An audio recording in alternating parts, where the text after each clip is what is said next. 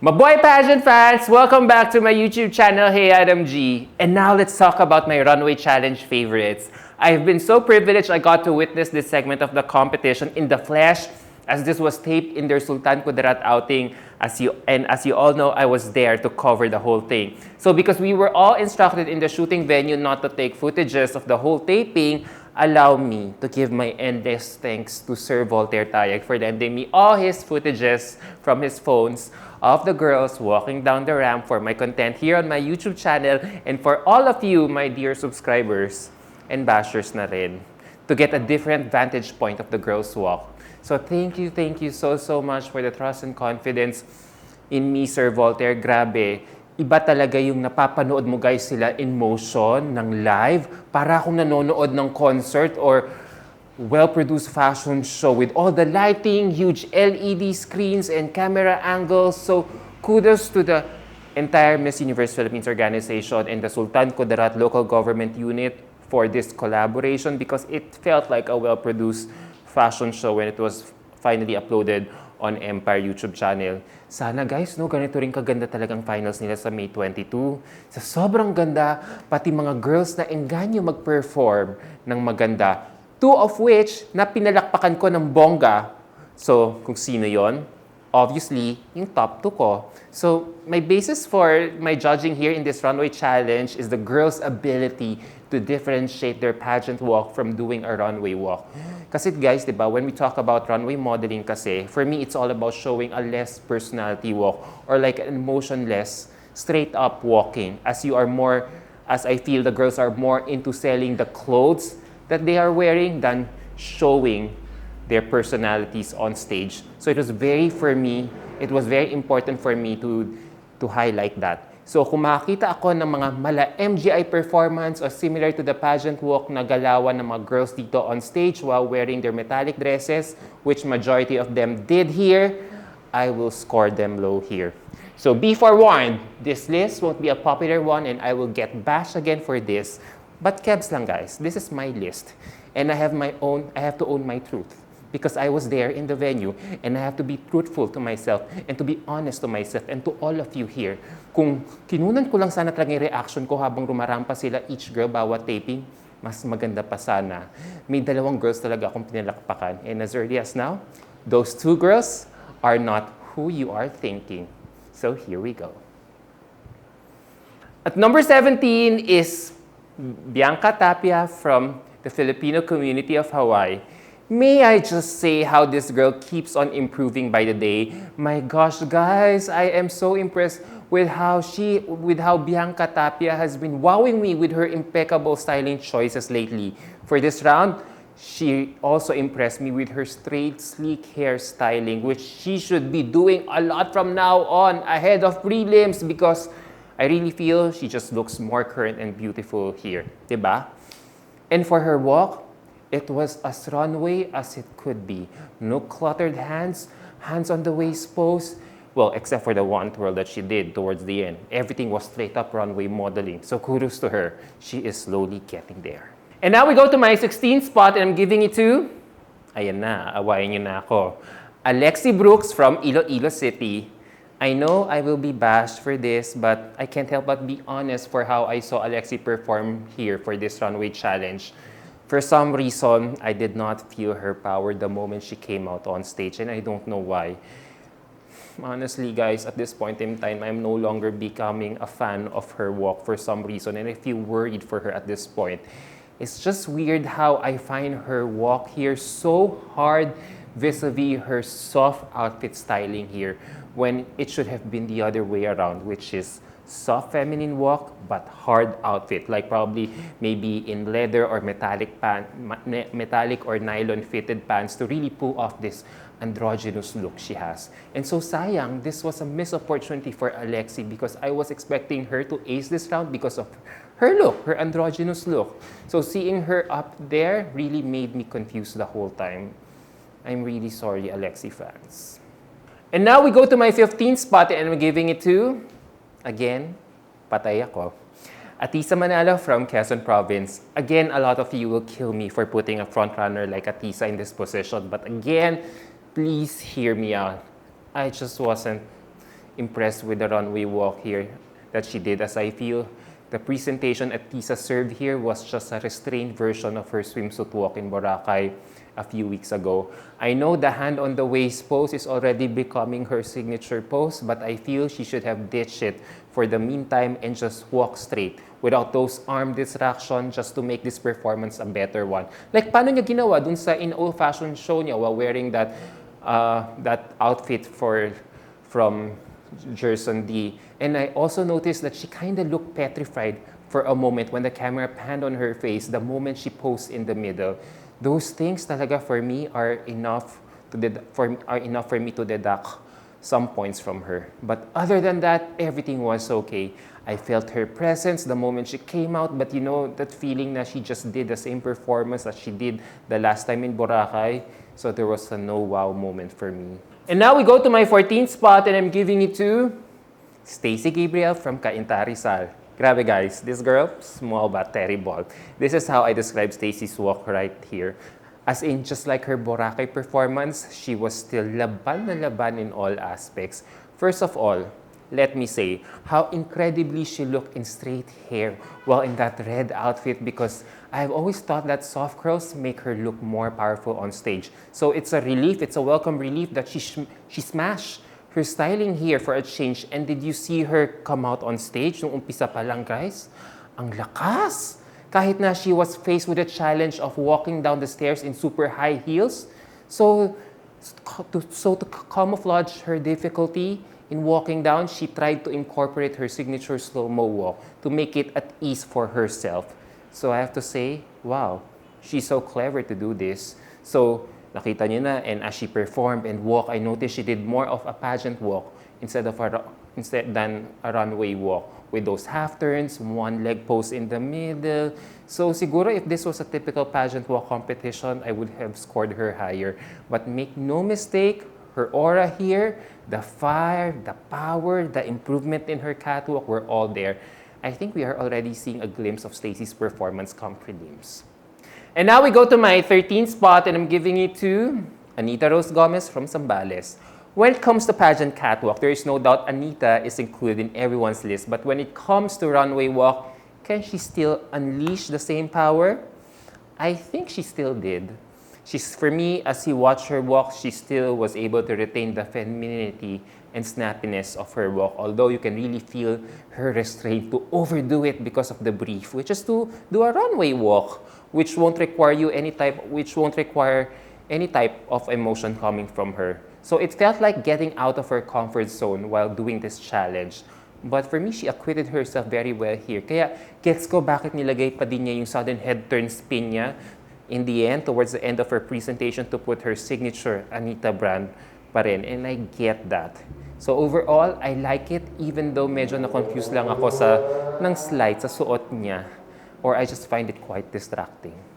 And now we go to my 12th spot, and I'm giving it to Christina Chalk from the Filipino community of United Kingdom. Oh, I am just glad Christina had a moment here in this segment of the competition with her fierce performance here. Never mind if the hem of her dress keeps getting in the way of her catwalk, but she still was kicking her hem while walking to the best of her ability to achieve that perfect runway walk. And I think she succeeded. And I also would like to give her some extra points because I was there. I was watching the whole taping because she was only one of the few girls who really look at the photographer's direction in the middle for that money shot. So her mind, I can say, was really sharp in absorbing all the last minute instructions for the organization. She really gave it her all. So I'm really impressed. So that's why I'm including her so high in this list. And now we go to my 11th spot, and I'm giving it to Unice Desa from San Pablo, Laguna. Another girl who really caught my attention. Wow, habang patagal ng patagal na notice ko, mas lalong gumaganda itong si Unice Desa, in my opinion. You all know I also have my own footages of this event. And watching it from there, you will realize she also had a powerful look, aided by a clean catwalk. Unang labas pa lang niya sa stage, boom! Ang lakas. ang lakas-lakas. And I already felt her aura right there. And I'm just so impressed at how she has captured me at this segment of the competition because I always feel she is always severely overlooked in the competition. And now, guys, we go to my top 10. And number 10 on my list here is Engineer Rose Angel Tambal from Leyte. Simple pero markado. That's how I am describing Engineer's performance here. Whoever is training her in her catwalk presentation should be commended and given a raise. Naloloka ako sa intindi ng improvement ni Engineer sa catwalk considering that she is only a newbie in national pageantry. O newbie ba talaga? Kasi nakikita ko, nag-evolve talaga yung lakad niya and I have to rank her high because she seems to be learning the ropes quite well. Runway modeling is so different from pageant catwalk, so it amazes me how she can easily nail the brief. She really looks, so watching her here, she really looks so at ease with what she is doing. And never mind if the twirls were not as smooth towards the end, I just have to give it a huge shout out to her and her team kasi napapansin ko talaga siya lately. And now we go to my 9th spot and I'm giving it to Christina Hanson from Cebu City. I think you all can agree with me that this is the fiercest I have seen of Chris by far on stage, and I get that because this is the runway challenge and when you are not supposed to have any type of emotion displayed on stage. So the whole time I was really watching her here, I can't help but really be stunned by her face. Ang ganda-ganda talaga even if she hardly smiled here. Ang linis-linis din ng lakad niya. So it was really good. You can really trust Chris to let her face do the talking the whole time. And now we go to my 8th spot and I'm giving it to Tara Valencia from Baguio. Oh my gosh, Tara, wow. One of my favorite performances of this challenge. Just look at how effortless she was during the whole thing. Una sa lahat, she wasn't looking down on the stairs while walking. And believe na ako doon, umpisa pa lang. And it also felt like as she was walking down the stage, she was like gliding or dancing in the air with this runway walk. So, diba? And look at those arms. It was flowing cohesively with that walk as she, as she kept smiling in front of the camera. So everything was just so natural and powerful. And gosh, guys, she really reminds me so much of Andrea Martinez from Dominican Republic here. Ang lakas-lakas talaga ng rehistro niya on stage. And now we go to my 7th spot and I'm giving it to Elham from Mariveles. This woman is definitely a shoo-in in my list as we all know how good she is in the runway given her background in professional modeling. Ang tangkad, ang haba niyang tignan. So iba talagang nagagawa kapag matangkad ka on stage. Tapos naka-high pony pa siya. So all the more she looks so commanding on stage. Talagang supermodel ang datingan. Na everything was just on point here. The look, the face, the walk, everything screams on point. If there's anything to nitpick, I just wish she wore a high fashion outfit to really ace this round. And now we go to my 6th spot and I'm giving it to Christy Magari from Taguig City. I'm really stunned by Chrissy's performance here and I'm so glad that she did. Like Cyril, iba talagang nagagawa ng matangkad to look more imposing on stage. And tapos, she wore red pa. So all that pop of color just made her look more commanding on stage. So what I love about Chrissy's performance here is how she was able to show us how seasoned she has been as a model. So, nakita niyo naman, did you see the poses, her poses as she walked in the middle of the runway? Kita niyo yun? Pamatay! That poker face or dead-on look while switching cameras? Grabe. Ang pamatay talaga. And I love that. I think that was my favorite moment of her entire performance here. Na she looked so deadly there. Never mind if those double twirls that she did again was unnecessary because she was doing a runway challenge here. So overall, setting that aside, it really feels good to see Christy in her element from time to time. And now we go to my top 5 and number 5 on my list here is Cyril Spayumo from Pampanga. Damn, have you seen how powerful Cyril's catwalk was during this challenge? Wow, first of all, the moment she came out and started walking down the stairs na hindi tumitingin or looking down, wow, that's a seasoned model right there. And I just love how she chose that pink floral dress to showcase her mile-long legs to complement her strong runway walk. Na grabe na she was just perfect from all aspects. It boggles me how, and it's also boggles me how she was able to pull this off considering that she wasn't already feeling well when she was taping her turn for this challenge. So all the more na-impress ako sa work ethic at professionalism talaga ni Cyril here. So well done, Cyril. Brava. And now we go to my fourth spot, and I'm giving it to Atisa Manalo from Bulakan. There is no denying that this lady was born to ramp, and she impressed us yet again with this stunning performance during the runway challenge. Chelsea just really killed us with her sexy and graceful walk on stage. The moment pa lang that she came out on stage, ang lakas-lakas na talaga ng aura niya. And as you watch her more here, you would really be impressed how she seems to be at ease in front of the camera and even knowing her camera angles. So that's a pro right there that we're seeing.